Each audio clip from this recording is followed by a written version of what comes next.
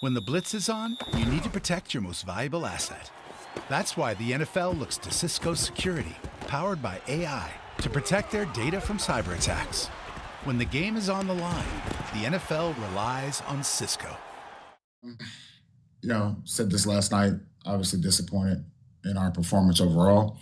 We just got to play better. We got to coach better. We got to win the turnover battle. We got to do a better job with penalties early in the game. Had a lot of penalties that just, nothing good comes from that. I would say in the second half, it kind of settled down as far as the penalties were concerned. But we just can't play that way. Defensively, I would say just big plays. Big plays killed us. They had 2 runs that, were over 50 yards. You take those away, and it looks a lot better. But at the same time, that's what the NFL is. You got to limit those big plays. And then offensively, we have to make big plays. I thought yesterday overall, Drake did a good job with his reads and getting the ball out. Was it perfect? No. Will he get better? Absolutely. But we got to do a better job, supporting, a rookie quarterback.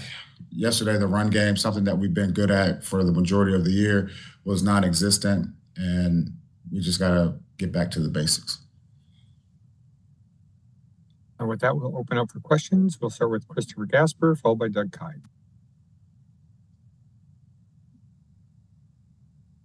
Chris, can you hear me?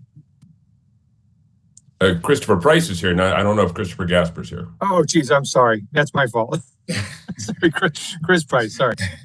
Thank you, Stacey. I appreciate that. Jerod, specific to Drake's performance, I'm curious to get your opinion on what you might have seen from him after a rewatch of the game, what you might not necessarily have been cognizant of or aware of in the immediate aftermath of Sunday's contest. We knew he could make plays with his legs. We knew he had a good arm and can really push the ball down the field. I would say the thing that was a pleasant surprise, he did take some shots yesterday.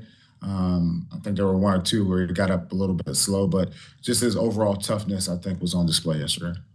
Thank you. Thank you. Doug Kite, followed by Mike Reese. Good morning, Jerod. I've got questions for you. What made Ben Brown the right guy to start at center in that game yesterday? And then also, how do you feel like he performed? Look, this is one of those things I've never seen it before. A guy being able to come in here, after 4 or 5 days and become a starting center. So he did a great job. I would say he probably was our best lineman yesterday, and he did a good job for us.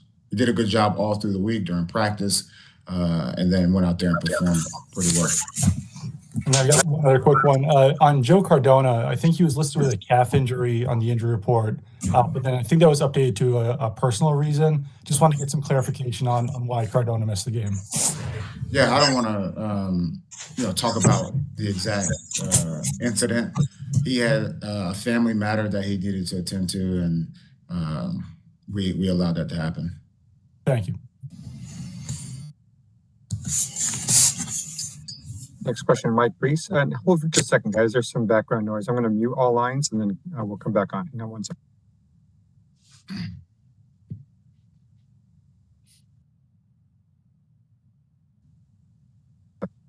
Okay, we'll try that again. Mike Reese. Jerod, you mentioned the 2 runs over 50 yards. When you went back to watch them on the tape, what did you see that contributed to allowing those runs? Poor run fits. Poor tackling, and then we couldn't catch him. And a game situation question that worked out for you at the end of the second quarter on the illegal shift penalty. When you, I think you didn't decline it to make it 3rd and 10. No, we declined it because it was a 7-yard. We thought those 2 yards would be beneficial if we had to kick the ball. Gotcha. That just wanted to follow up on that, and they end up missing the field goal, right? Yeah. That's right. Got it. Okay. Thank you. Mark Daniels, followed by Ian Steele. Hey, Jerod. Good morning. Good morning. But some shuffling going on with your receiver depth chart of late. Tyquan Thornton, healthy scratch. KJ Osborne didn't play any snaps, and obviously Keishon Boutte played the most snaps. Just wondering if you could sort of, tell us, what's gone on to some of the shuffling and changes over the first 6 weeks with your receiver group. Yeah, you could put it, I mean, it's the same thing that we're going through with the offensive line. I think, when I look at the film, it's Booty, it's Pop, it's Osborne, and we need the rest of those guys to step up and make plays. Thank you. Thank you. Ian Steele. Morning, Jerod. Pop Douglas. Sorry. I meant Bourne. Did I say Bourne? Sorry. You said Osborne. I meant Bourne. Sorry about that. Just to clear it up. You need everyone else to step up. Yeah. Gotcha. Talking to Pop Douglas in the locker room yesterday, kind of to the point about the receivers, Pop mentioned that he understands that the offense is young and that they all need to grow together, so to speak. Is that something that you, the coaching staff, are cognizant of? And what's it like to just hear from a player taking kind of accountability, looking around the room and, taking those steps together as a group? Have you seen that before, maybe in your career? Look, you want to go out there and be able to play,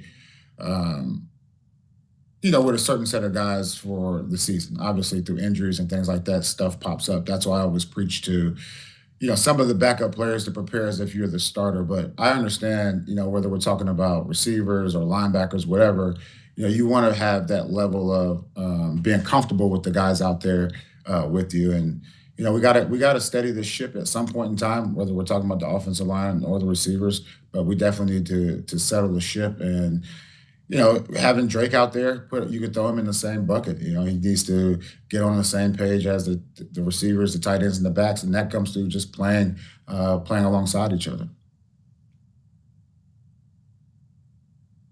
Next question, Doug Kai. Do you have any update on the severity of Vidarian Lowe's injury? Talking about the offensive line. He's supposed to get a MRI this morning. So, how do you feel? Like, obviously, Zach Thomas hasn't played a lot of tackle for you guys. I think we've seen him at guard in practice. How do you feel like he was able to go in there and perform? I would say there were some ups and some downs. Once again, just like you said, he hasn't done it a lot for us. But just being ready on the sideline and hopping in there against two good defensive ends, I think he did okay. Thanks. Sophie Weller, followed by Mike Reese. Hi, Jerod. I wanted to ask, you were very critical of the defense last night. Now that you've had some time, what specifically was kind of the biggest issue last night, did you see? One thing I would say is, the turnovers and the field position, they were put in some tough situations. I would say our red area defense was poor. And then really just the big plays after that. Two final questions, Mike Reese and Dakota Randall. They gave you an opportunity to return quite a few kicks, Jerod. I wanted to get your thoughts on what I don't know if you get a chance to watch the special teams tape, but how did you feel like you guys handled that? And was that something that was a surprise to have? I always watch all the film, offense, defense, and special teams. And I would say that's just Houston saying, look, we're tougher than you guys. That's the reality of the situation. If they kick it like that, they're saying, all right, you're not going to get past it. You're not going to get past the 30-yard line. And we just didn't show up in that phase of the game. Last question, Dakota Randall. Hey, Jerod. Just wondering what you've seen from Jaylen Powe early this season and maybe what's contributed to some of the struggles he's had early on. I think he just, he needs to get over this mental hump. You gotta eliminate the drop passes. You gotta be better blocking, which he did a great job in college at that. And at times throughout the season, he just has to continue to grow. He has to work harder. He has to pay more attention to the details. And we fully expect him to grow into a receiver that's dependable on run and pass downs. Thank you. Makes sense. Thank you, Jerod. And just for